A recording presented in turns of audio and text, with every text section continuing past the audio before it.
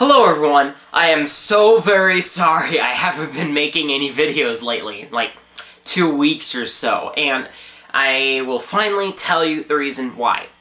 About 3 or 4 weeks ago, I'm not sure, my brother received a game from a friend.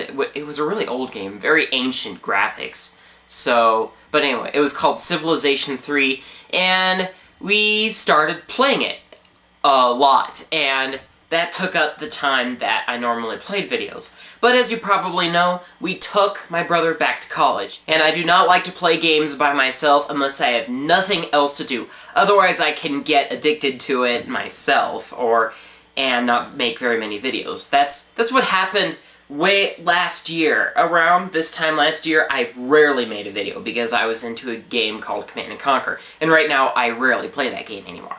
So, anyway, my brother is gone now, so you don't have to worry about that anymore. But, as for the trip I told you about in my vlog video, my last one that I made, I had lots of time then. I mean, after we dropped off my brother, we went over to Wisconsin to visit my grandparents for about a week, and I had lots of time there, and I spent a lot of it catching up on my family video editing. Now I'm only about 4 months behind, so yeah, mostly I've been taking more videos of family activities more than I can edit them. So, yeah, I've been bad at that. But I made a lot of good progress that week. But anyway, we went to America's largest water park called Noah's Ark in the Wisconsin Dells.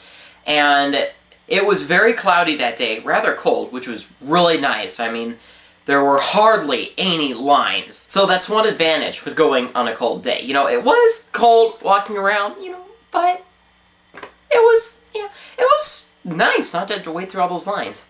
But anyway, after we had left the car, I said to my sister, oh no, we forgot sunscreen. But she's like, oh, it'll be fine. So I'm like, okay, I really don't want to go back to the car. So we went ahead and went through it. Now, it was pretty cloudy, and nonetheless, I did get a mild sunburn.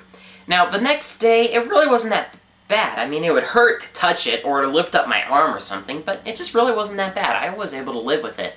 But the next day, after I took a shower, I'm not sure if that had anything to do with it, it started to itch a little. And as the day progressed, it got, you know, a little worse and worse. And we tried putting lotion on it, and I knew it would either burn or itch more after that. But, oh, it felt terrible, and after 15 minutes of just me being in agony, you know, I've decided to go back into the shower just to maybe see if I could wash it off. I don't know. But the water was rather soothing to it. Now, I found that when I either, like, pressed on it or scratched the sunburn a little, or even lift my arm up, it would feel better. I mean, the itching would go away, but then it would come back 2 times worse, and then I'd need to hold really still as it would go back to very minor itchiness. So, and with the running water on it, that helped. And if I got out of the water, it would start itching again. But my grandpa had Solar Cane, and we tried spraying a lot of that stuff on, and it made my skin rather numb, and it made it much better. It still itched a little, but much better, and I was able to, you know, get through it. I had a little trouble sleeping that night, but yeah. So, on Saturday, or was that Friday? I'm not sure, but anyway, on Saturday and Sunday, while I was there, I really wasn't in any mood to make any videos. So, that's the reason about that. So, and considering how long it took to tell that story, this status update is probably going to be really long.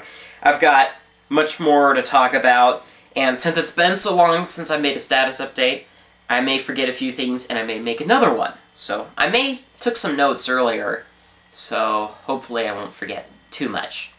So, anyway, as for future videos this weekend, I'll just make this status update video, and hopefully 2 more challenges. And then also, I'm going to make a video, like, I just recently got up to 5,000 subscribers. But anyway, I am very curious to know of how many active subscribers I still have, because, you know, someone may have been into my videos a while and then probably just stopped getting off YouTube. So I'm going to make a video, and all I want you to do is just write subscriber in a comment. And then based on how many comments are posted, that will give me an idea of how many active subscribers I have.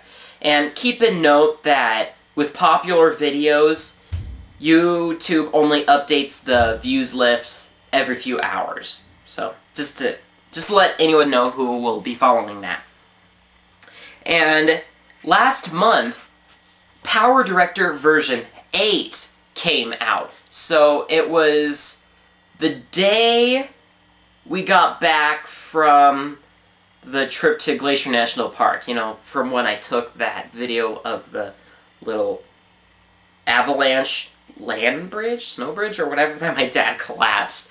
So, oh yeah, and sorry for the jerkiness at the end of that video. That was kind of weird. I guess my computer processor was getting rather used. Anyway, so, you know, I had been saving up, you know, maybe buy a puzzle. I had some money saved up, but I decided, you know, I use Power Director probably, so much more often than I cube. So, you know, I just had to get it. So, yes, I got it, and it is so much nicer. And I spend hours and hours editing family videos. So it is so nice. It fixed several bugs. So, yeah, and one of the things that I can do now is reverse video clips. Although, you may be wondering how I reversed a video clip in The Jedi Solves the Rubik's Cube. You know, when my hand, you know, apparently grabs the cube with the force. That's just a reversed video clip there. I used other software, which is extremely inconvenient to use, but now it's convenient. So, anyway, I might use it every now and then, just to let you know. Okay, now to update you on what's been happening with the VCube 6 I've been selling. So, I enlisted it, you know, did everything normally. The only difference now is that it's a white cube.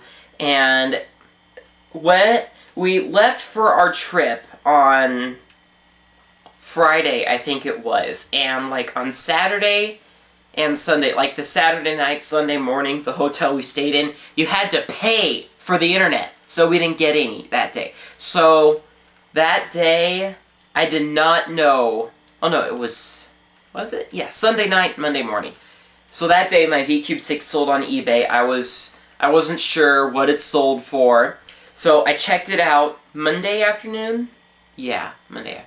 And I saw that it only sold for $66. I was like, what? That is only half as much as it sold for last time. But there's not a twist to it. The guy who won the auction ended up living in the Philippines. So I'm like, okay, what do I do now? I sent him a message asking him if he had an alternate address I could ship to in the US, but he never responded.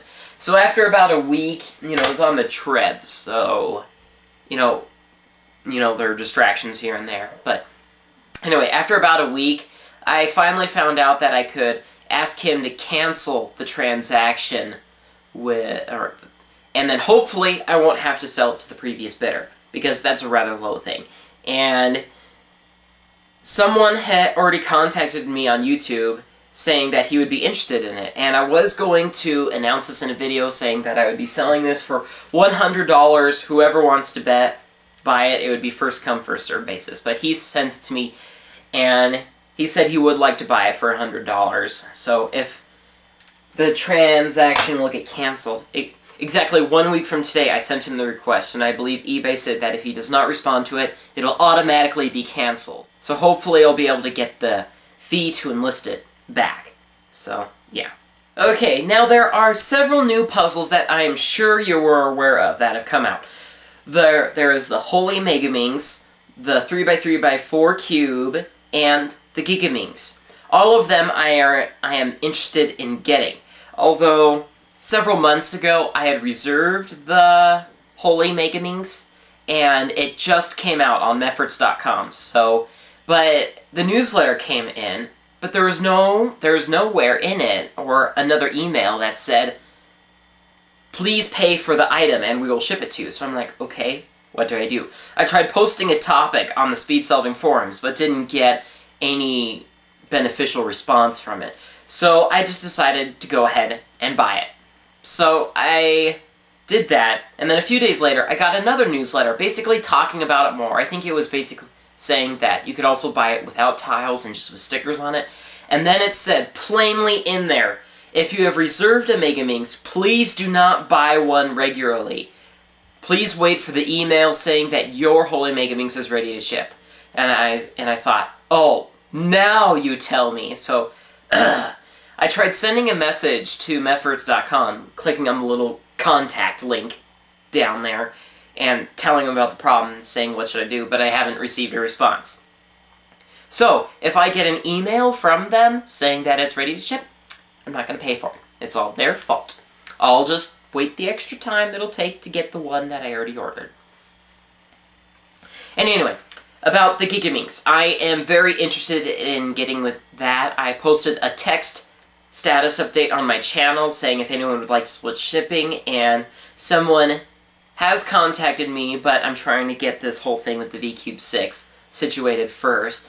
And because on the Speed Solving forum, someone told me that it costs $25 to ship it, using the fast shipping to ship it to him in the UK. And I'm on the other side of the ocean. So, yeah, it'll probably be expensive, but hopefully, yeah, that'll all work out. And I would like to get a 3x3x4 cube eventually, but I'm going to wait on that, after ordering Holy Megaminx and hopefully the Gigaminx. That'll be just enough for now. So, and one more thing on my list is, I'm not sure if any of you remember this, but from this video down here of when I solved all the cubes on the train, I said this. I lost my 1x1, so I'm using my 2x1 and I split it apart. I'm not sure where it is. It may be packed somewhere else, but... Now, it turned out that I never did find the 1x1. I thought I had left it at my oldest brother's house in Minneapolis, and I thought it was a goner because they had moved to another section of town. But then, on the day we were leaving, I was looking under the furniture at my grandparents' farmhouse just to see if anything went under there. And I saw this. Okay, we're about to leave, and I believe I found my long-lost 1x1 Rubik's Cube. Where? Under the couch. Wow, I think it was that. Yeah. And 1x1? Yep, there it is, under there. And you're videotaping.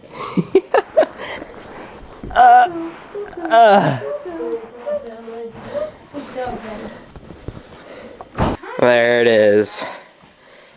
Probably fairly easy to fix, isn't it? Yes, of course. So, I cannot believe that I found this cube there. It was, when we were leaving the farm back in April, I had no idea I left it on the couch. So, yeah, it's kind of nice to have it back, but I wanted one, I really didn't worry too much about it because I kind of wanted to make another 1x1 that was in proportion to these cubes. Oh, grr, my VCube 5 isn't up here, but when you stack up a VCube 6, a VCube 5, an Eachine 4x4, and then a 3x3, you can tell that all of the cubes are in proportion to one another. So, assuming that the Eachine 2x2 is also in proportion, then I could make an even bigger 1x1 that would be more suitable. So, well, whatever. It's nice to have it back. Okay, I believe that is everything I have to talk about. I will start making vlog videos again, so, yeah, that was really bad 2 weeks. I mean, I tried to make one last Monday, but, we went from the farm to my older brother's apartment, and I just never found the time, so sorry about that. Just goes to show you that I have a life, and YouTube and cubes is just a hobby. So, yeah, anyway, that's all. Bye. Hi again. Well, it turns out I just remembered some more stuff after turning off the camera just now. Anyway, about my challenges, I will still continue to do those, and I said a while ago that I was planning on doing like a challenge of the month kind of thing, So since September just started, I will say a challenge of the month for all the challenges I respond to. I will try to get 2 done every weekend. So just to let you know on that. And another thing about making a Golden Cube disassembly tutorial. Now, I only watched the beginning of Tony Fisher's kind of disassembly and assembly tutorial, and that was before I got it, but I thought, no, I don't want to watch this. I want to, explore the whole thing myself. I don't want to see, the mechanism inside. So I hadn't watched it since then. But I just recently watched it, and I saw how simple it was, since these are basically 2 halves right here, and you need to align the halves before you can start turning the other layers. So that's what makes it so much more complicated. But if you just assemble one side first, and then the second side, then I thought, oh, it would be easier. So, but Tony Fisher has already made a video, so if anyone wants me to make a video with my own style, how, just if you like how I make videos, then just post a comment. And if I can get up to 10 comments, I feel like I'm gonna sneeze, then I will make a video. So, if you think it's needed. But, since he's already made it. And also, I do plan on getting a Gigaminx eventually. So, would you like me to make a disassembly tutorial for that? I know Pesvik has just finished making his own, and also it is very similar to the VCube 5, which, I just brought it down. I didn't have it before. But anyway, so if you know how to assemble this cube, assembling a Gigaminx would be simple. You know how you fill in each of the 8 corner sections? Well, you would just fill in each of the 20 corner sections on the Gigaminx. It uses the VCube mechanism, which kind of makes me upset. Cube for You should pay tribute to whatever, Verdes. So, yeah, anyway.